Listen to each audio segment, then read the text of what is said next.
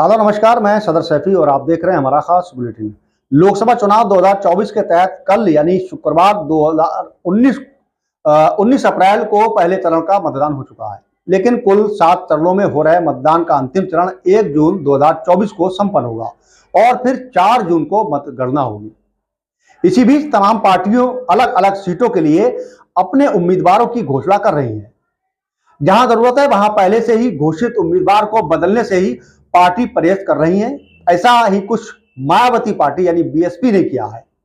BSP ने फिरोजाबाद और वाराणसी में अपने प्रत्याशी बदल दिए हैं। फिरोजाबाद में तो तीसरे चरण में यानी 7 मई को मतदान है और पार्टी ने अंतिम समय में अपना उम्मीदवार बदल दिया है। आइए बताते हैं कि इसके बारे में कि मायावती ने आखिर किस कारण से अपना प्रत्याशी बदला है। सपा का गढ़ माने जाने वाले फिरोजाबाद में सपा पार्टी ने अपना प्रत्याशी बदला है। अजीब बात यह भी है कि कल यानी शुक्रवार 19 अप्रैल को तीसरे चरण के मतदान के लिए नॉमिनेशन का अंतिम दिन था और पार्टी ने अंतिम दिन अपना प्रत्याशी बदलने का फैसला किया। पार्टी ने फिरोजाबाद से पहले घोषित उम्मीदवार सत्येंद्र जैन सोली की जगह अब पूर्व मंत्री चौधरी बशीर को उम्मीदवार बनाया है। बता दें कि चौधरी बशीर आगरा कैंट सीट से विधायक रहे हैं और पूर्व में मंत्री भी रह चुके हैं। यहां प्रत्याशी बदलने से उनका मुकाबला रोचक हो गया है।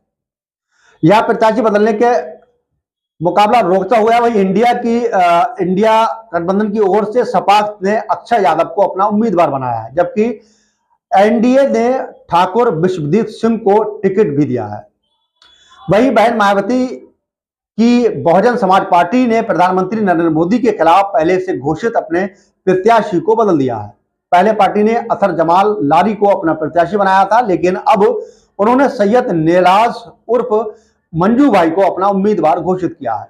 पीएम मोदी जैसे बड़े चेहरे और वीवीआईपी उम्मीदवार के सामने बीएसपी को अपना प्रत्याशी बदलने की जरूरत क्यों महसूस हुई, इस बार पार्टी ने कुछ नहीं बताया। हालांकि वाराणसी लोकसभा सीट से नॉमिनेशन की प्रक्रिया 7 मई से शुरू होकर 14 मई तक चलेगी और मतदान 1 जून को होगा।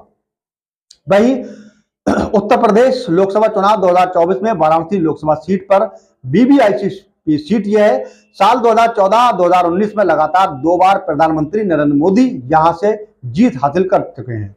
वहीं एनडीए की तरफ से एक बार फिर वाराणसी सीट पर भाजपा उम्मीदवार के तौर पर पीएम मोदी चुनाव मैदान में है। विपक्षी गठबंधन इंडिया की ओर से कांग्रेस ने इस बार फिर अजय राय को वाराणसी से अपना प्रत्याशी बनाया है। बता दें कि अजय राय साल 2009, 2014, 2019 में लगातार 3 चुनावों में वाराणसी लोकसभा से तीसरी नंबर पर रहे हैं। बसपा की ओर से सैयद नेलाज उर्फ मंजू भाई पीएम मोदी और अजय राय को टक्कर देंगे। वहीं पीएम मोदी को साल 2019 में यहां कुल 6,74,600 से ज्यादा यानी 63.2% वोट मिले थे और उन्होंने 4,89,500 से ज्यादा वोट जीते थे। और दूसरे नंबर पर समाजवादी पार्टी के उम्मीदवार शालिनी यादव को 1,95,149 वोट मिले थे, जबकि कांग्रेस प्रत्याशी अजय राय को 1,52,558 मत मिले थे। साल 2014 के मुकाबले में पीएम मोदी को वाराणसी से 5,81,000 से ज्यादा यानी 54% वोट मिले थे। उन्होंने 3,71,778 मतों से जीत हासिल की थी। वहीं दूसरे नंबर पर आम आदमी पार्टी के अरविंद केजरीवाल है, उन्होंने 2,09,000 से ज्यादा वोट मिले, जबकि कांग्रेस के अजय राय तीसरे नंबर पर रहे और उन्हें 75,000 से कुछ ज्यादा वोट मिले थे। लेकिन इस बार अलग अलग चरणों के लिए नॉमिनेशन का समय भी अलग अलग होता है। तीसरे चरण के लिए नॉमिनेशन की अंतिम तारीख 19 अप्रैल थी। चौथे चरण के लिए नॉमिनेशन 18 अप्रैल से शुरू हो चुका है और 25 अप्रैल तक ये चलेगा। 5वें चरण के मतदान के लिए नॉमिनेशन 26 अप्रैल से शुरू होकर 3 मई तक चलेगा। वहीं 6ठे चरण के लिए नॉमिनेशन की प्रक्रिया 29 मई को शुरू होकर 6 मई तक और 7वें चरण का अंतिम चरण के लिए 7 मई से शुरू होकर 14 मई तक ये चलेगा।